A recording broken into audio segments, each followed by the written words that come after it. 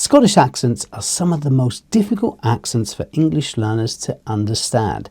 And today we're going to see how much you can understand of this specific Scottish accent. I've invited another English teacher with me today, Shannon. She's from Glasgow in Scotland, currently living in Italy. And we're going to be talking about her time as an English teacher, her time in Italy and using the Italian language, and what the differences are between Scotland and Italy as in places to live. Let's get into it. Would you like to introduce yourself to everyone who's watching today? Sure. My name is Shannon. I'm an English teacher, and on Instagram and Facebook, my name is Shannon English Teacher. So that's super easy to find. And yes, as I say, I'm an English teacher, currently living in Italy, although I'm originally from Scotland.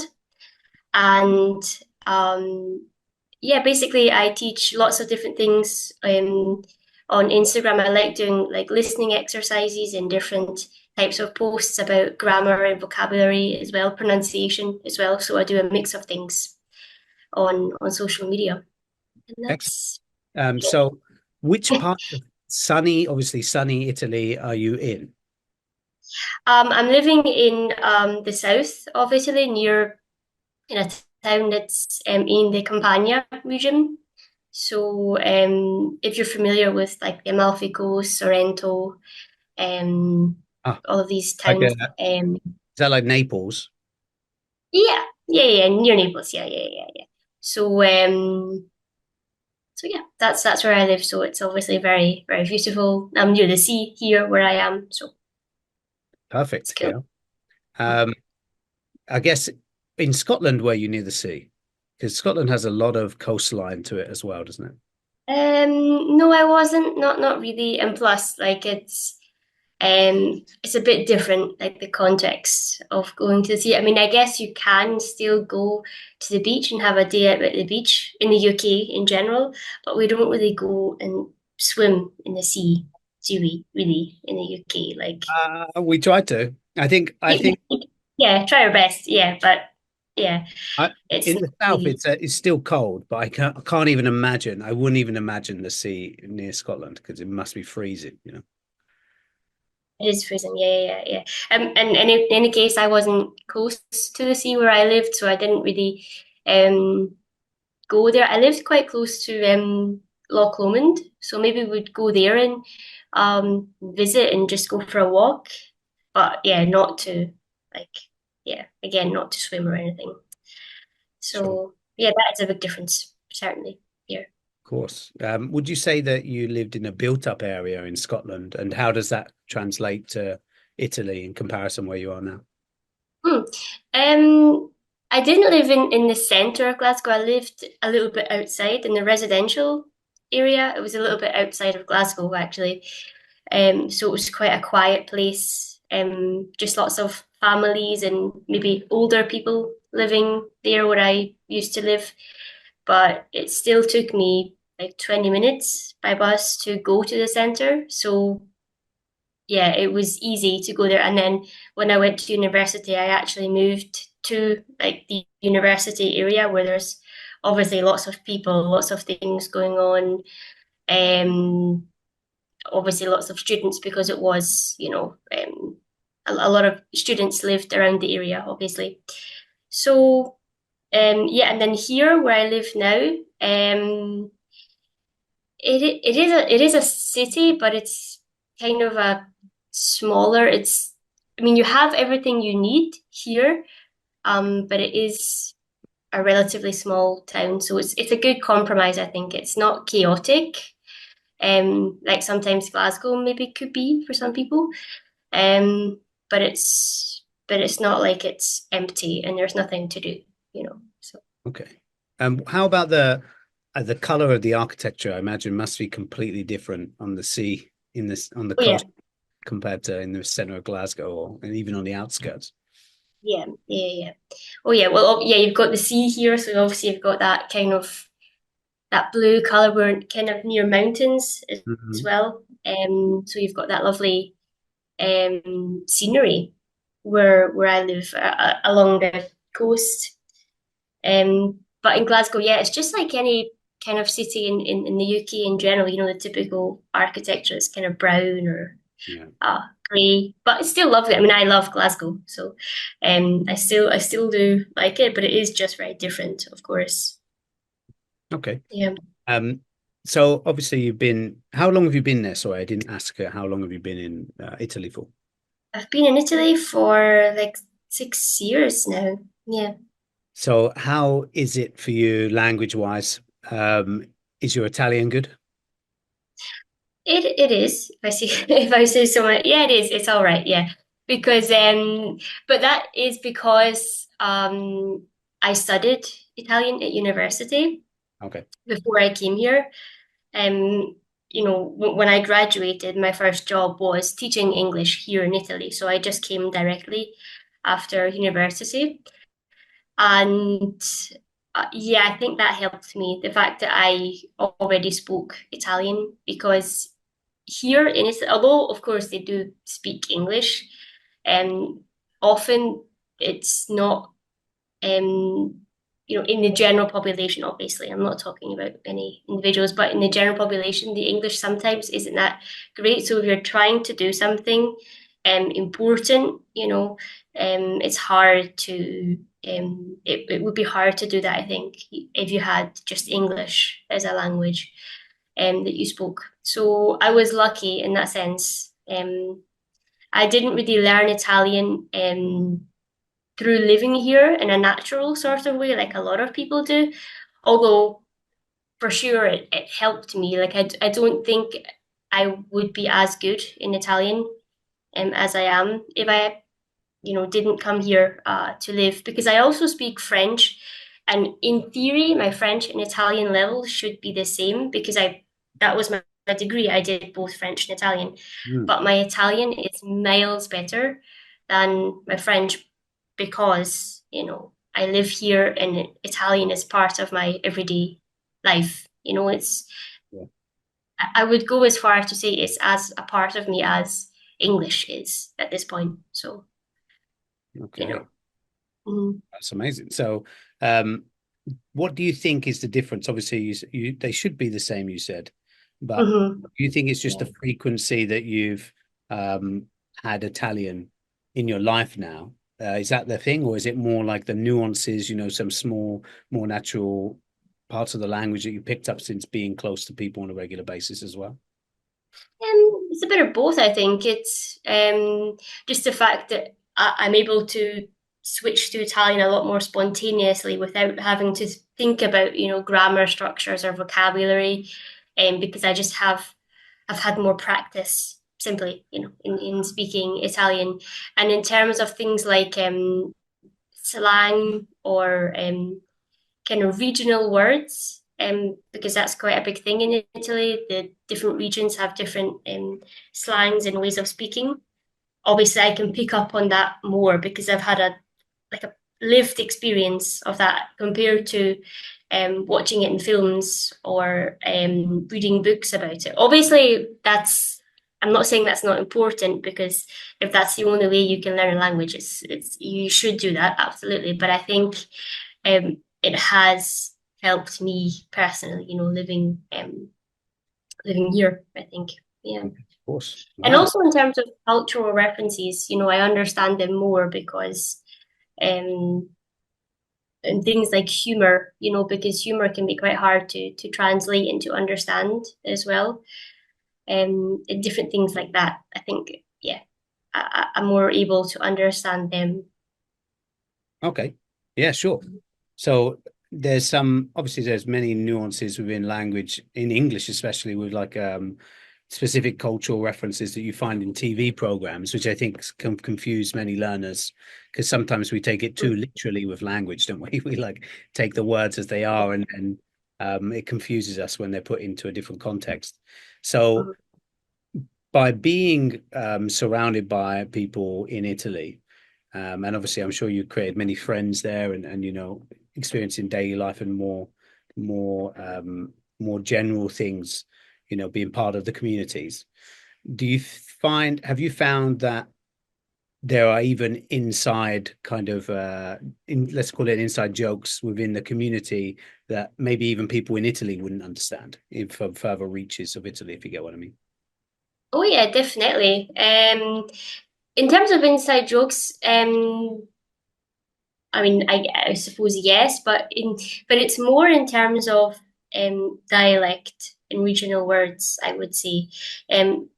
If you listen to like the Neapolitan language, it has that official kind of status. So, and it is very different to Italian. I didn't understand it in the beginning, and it was quite strange, walking down the street.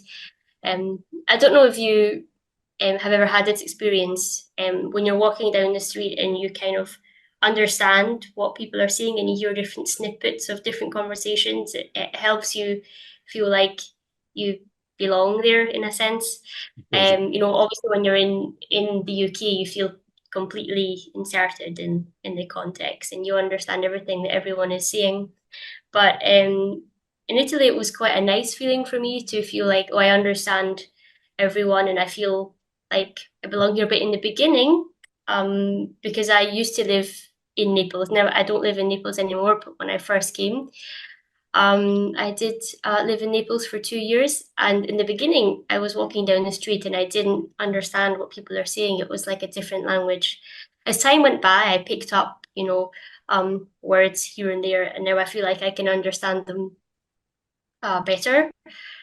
Um, but but it is really different. it's And yeah, like other to answer your question, yes, other regions in Italy may have difficulty understanding it for sure. Yeah. okay because obviously in English we it's one language that's so well documented, I think, more so than most other languages in terms of accents and slang and varieties between different dialects and this kind of thing. And I do feel that some people from other countries feel like their country doesn't have different accents. They almost say they don't have an accent themselves, or like they can't see difference in dialects. But it's a lot deeper than probably what we think in all languages, rather than just one language that some reason has this random variety like we do in English. You know, Definitely, definitely. Yeah, it always makes me laugh when people say, "Oh, you have an accent." So do you. Everyone has an accent. Yeah, yeah, I guess some people think that their accent is like the default or the neutral accent, which is obviously false, right? There's no correct accent. It just depends where you're from and where you live. So, definitely so. I put out a video about with my dad, who's a Cockney. Um, I did an interview with him, and there's some people that are like the Cockney accent is just uneducated. And I mean, it's a bit closer to home for me, but even so, I would have said that it's a kind of uneducated statement in itself, isn't it? Because really, every accent has a place, and I think it's kind of older thinking that there's only one correct way to speak, So yeah, mhm, maybe mhm, every country's developing in a different way, I think. mhm, Um, mhm. how about are there any things recently I've seen a lot of videos about someone doing something that Italian people really don't like. The classic one is breaking spaghetti in half or something like this. Have you made any misdemeanors like that? Accidentally, of course, the first time, and then someone says, oh, yeah, you know. Hmm. Interesting question. I probably have.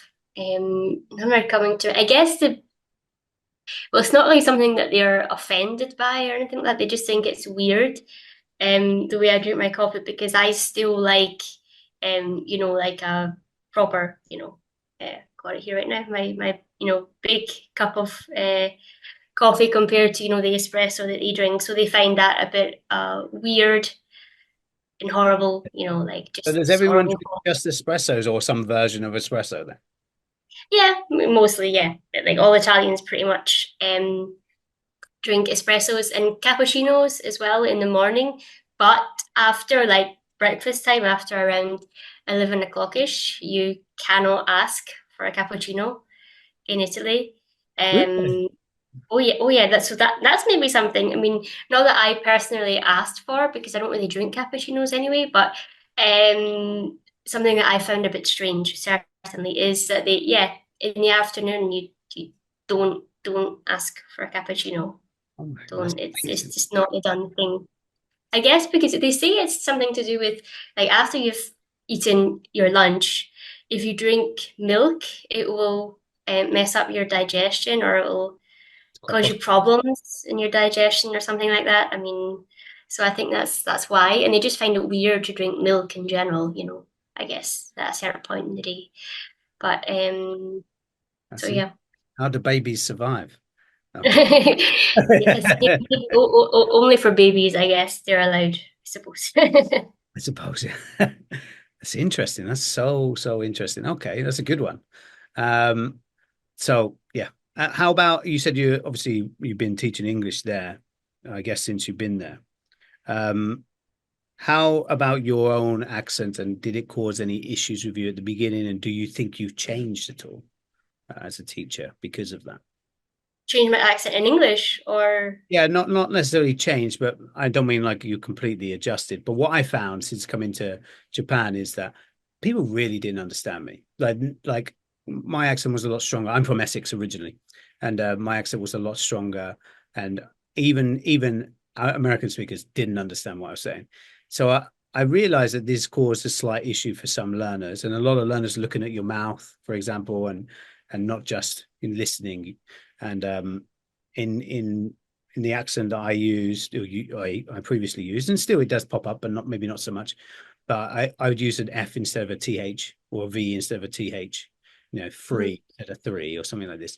So this caused big issues actually for many learners because they're studying your mouth to see what you're saying, and it is a connection there. And so I kind of adjusted a little bit. And also, I worked at an American school, so I had to slightly adjust when teaching some certain aspects of sound work to try and help the consistency there. So, how about for Mhm. you?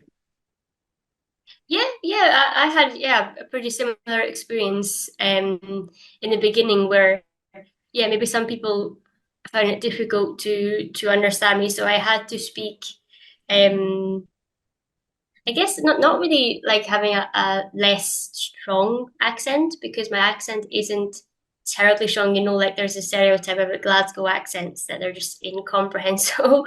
It's not really, I never really spoke, in such a strong way. But I guess just slower and particular individual sounds. I sometimes work on, enunciating more closer to what would be RP, I guess Sure. if I'm teaching. But other times, um, you know, I, I think it's good to specify that this is how I pronounce it. Maybe in the textbook or in the book, this is how they pronounce it, but this is what I say because it reflects what the real life experience is for learners. If they go to the UK and they meet people from Scotland, different parts of Scotland, different parts of England, different parts of all over the place, where people speak with different accents, and you just have to accept, that Yeah. not that it's easy to do. Like I recognize it's not easy to understand everyone. You have to practice and you know try and expose yourself to all the different accents as much as you can. But I think it is something that's, it's part of life. You can't escape, you know, I the know. I think fact. we forget about our own languages. Obviously, being an English speaker is a bit of a different reference point, but generally people forget about where their own language, where also this happens within their own language, and maybe they don't notice it until they start to learn a second language like English, and then it's like it's the thing is in English it's so different in a lot of places in a close proximity as well. So I think Mhm. that maybe confuses people quite a bit because if you look at Scouse and Geordie and Glaswegian, for example, they're all pretty close. But then in relative terms, if you look at America, like I think everything's close in the UK compared to America. Yeah. It's a small island. Yeah. Yeah.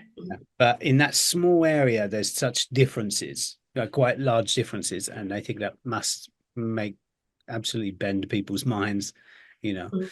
Unless Mhm. people are moving, I don't think you need to worry too much about it. It's good to get exposure, but people shouldn't be killing themselves when they don't understand something they're not used to hearing, Yeah, that's true. And plus, I find a lot of a lot of English learners, if they're learning English for their work or to travel or for whatever reason, they're actually not going to talk to that many native speakers anyway. They're going to talk to other people who are, learning English as a second, as a foreign language as well. So, it's in the grand scheme of things, it's not that important. I mean, it's good if you can, and if you work on that and you practice listening to different accents. But even, you know, to follow on from that, not even native accents, if you just practice and just expose yourself to many different accents, in general. Yeah, I know. I 100% agree. It really depends on the purpose, doesn't it? The purpose is the key Mhm. thing. Like if a Yeah. person is living in Italy and is speaking with other Italians in English because they work for an international company, um, then they don't need to worry too much. I don't think they should focus on what the purpose is and maybe get as good as they can at what they need it for first. The other stuff are just accessories, really, you know. So Mhm. they don't need to worry too much. Yeah. And it's Um, quite interesting. I think a lot of people want to learn because it's fun and it's interesting. And I kind of agree. I enjoy when I learn languages. I enjoy learning about, different slang words and regional differences just because it's interesting. You know, um, it's fun to learn about. So I yeah. think some people have that same experience when they're learning English as well. It's fun to learn about Cockney rhyming slang and all the rest of it. It's Yeah, yeah. interesting. 100%. I think it's interesting as well. And then obviously being in a different country, is there any culture shock or any kind of things that you didn't expect when you arrived in Italy or from your time in Italy? Or is it very Like similar to Scotland? things that I didn't expect, probably not, because I was already familiar with by the time I came to live here, as I said, I had studied Italian. I had visited quite a lot of it. I knew Italian people already, so um, no, I don't think there's anything that I didn't expect. Okay. Um, it's hard to think of that far back when I originally learned it, when I was at university or in high school, because I studied design in high school as well. Mm. How Um, about the body language aspect? Because I know that's such a big thing in Italian, isn't it? it is, but it's true. Like it's a thing that they, have different gestures. I mean, not just that one, which is, the Yeah. stereotypical one, right?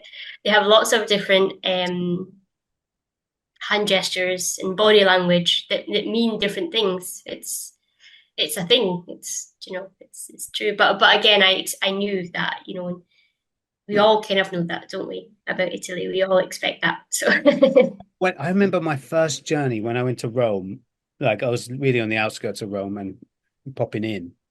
And I remember walking down the street and I heard these guys talking, and I thought it was an argument because it sounds like an argument because people are so passionate when they speak, and then as you spend more time there, you're like, no, this is just the way. It's not necessarily an argument. So when I yeah. visited, and I didn't know so much information as you, but it was a shock to me. It was a shock because you see so much, so many gestures, so much movement, and then such a strong speaking style that sounds quite direct. I didn't know what they were saying, of course, but it sounds extremely direct in the way they approach things. So for me, that was a shock going there, but then you realize there's a pattern here. It's a normal thing. So how about Yes. that side of things? Oh yeah, they are. They're definitely, in general, they're more direct. I remember the first time I was working at a school here in Italy, and I had to write the end of year reports Mm. for the students, and I was writing things like I think maybe your son needs to work on, trying to say it in a nicer way, and I was told no, just say she or he needs to work on this directly without saying maybe. I think it's a good idea if all of these terms, because they're not going to interpret that as it's a necessity. It's just a suggestion. You know, type of thing. Um, and yeah, that's in general. Perhaps they're more open, more direct. Like if you have a spot or something, they'll be like, "Oh, you've got a spot on your face." Wow, And that's whereas direct. in the UK, we didn't really, we wouldn't Yeah, say you that. don't talk We about say any like, physical features mhm, really, unless we're very close friends. Yeah. yeah. So that's interesting. Obviously, I'm not talking about everyone. Obviously, I Of don't want course, to of be course. Yeah. offensive, but there has been times where that has happened to me, or yeah, people are feel able, to make perhaps more personal comments, I guess. Yeah. Yeah, that is sometimes a part of it living here. And something else that actually popped up in my head now, because you asked me things that I learned Yeah. living here, and there is something I just thought of it now. They don't wear flip-flops unless they're like going to the beach, or maybe they're in their house, or something like that. You don't wear it to like just go about your day, go to the shops, go to in general, whatever else Wow. you're doing. That's Yeah, interesting. Is that it's like weird kind of for them. like how we used to think about Crocs when we were younger, I think. Like people who are wearing Crocs, we used to be a no-no. Suddenly it's popular now. Like in the past, when they first came out, it was like kind of like, oh, no, it's not good, not No, cool. So yeah. But in general, though, wasn't it? It wasn't like it was acceptable in certain, like, because I think people just said Crocs were a bit ugly, didn't they? yeah, yeah, yeah. They just thought, they're not nice shoes. But flip flops is they don't think they're ugly or anything like that. They just think it's, I don't know, not appropriate to wear them. If you're going out for lunch somewhere, or you're just going out and about, out about your day. So that's something that I learned that I thought was a bit weird, because I think you can wear what you want. I don't really care what somebody else wants to wear at the end of the day. So, but they do. I've seen certain situations where they see someone wearing flip flops outside when they're not at the beach or something like that, and they say, "Why are you wearing flip flops? Like, That's you're interesting. weird." And they run up to the person. What's this? Like this? Maybe not. Maybe Yeah. not. Oh yeah. That's so interesting. Oh wow. Actually, does remind me. I did watch a. There was a. I think it was in the World Cup, maybe 2 or 3 years ago, and I was watching after the one of the games, and the pundits were talking about they'd gone out for dinner, and there was an Italian, a Frenchman, and an Englishman. It sounds like a joke, start of a joke, but there's an Italian, a Frenchman, and an Englishman on the as the pundits, and the Englishman went in shorts to the restaurant, and then the Frenchman was going crazy. He said, "You cannot wear shorts when you go out for dinner." And I can't remember what the Italian guy said, but it's just similar, isn't it? Like the way we deal with things in different cultures is just slightly different. We're maybe too relaxed. I don't know. In the UK, we're super Yeah. relaxed on clothing. Yeah. There is more of a sense of, in general, etiquette as well. I think in Italy, it's more important for them, these certain rules of, like, for example, if there is like a buffet type thing, there's different ways you should serve yourself, to, I guess, to be more respectful for the next person and things like that. So they do, yeah, that is more important to them. And perhaps you probably found the same living in Japan. No, I You imagine. know what? I Like, never really thought about it. The only time people stare at people generally who are stare at foreigners generally because it's just not mm, a common thing in Japan. Although they're getting a lot of tourism at the minute, yeah, it hasn't been a super common thing. So especially where I live, I'm not in the city center. So, but the only time I really get stared at is where there's a rainy season in Japan, like June or July time. But that time it's like over 25 degrees already. It's like 30 degrees. So I'm walking around in shorts and a t-shirt nearly every year. Everyone else and wellies, right? Shorts, t-shirt, and wellies. It's a weird combination now I think about it. But anyway, and an umbrella. And then there's everyone else is like in this long, thick coats, long trousers, jeans, or something. I just cannot do it. It's not possible for me because I don't know, my body's just not, I've been here 10 years, but my body's still not used to the heat. The heat is just another level because England, we're smiling. We talked earlier about going for a swim. We'd be swimming if it was like 15 degrees because we're not used to the hot weather, you know. So definitely in the south anyway, but any excuse for a beach day when the sun's out kind of thing. So how much did you understand? I'd love to know. Tell me in the comments. And if you feel that this accent's slightly difficult to listen to, try repeating, going through again and again. First time, read with the subtitles, then read without the subtitles so you can test yourself and see how much you understand. You will get better the more you practice. And if you want to practice with more native English speakers, listening to the different ways we pronounce words, check out this playlist here. It's certain to help you on your journey.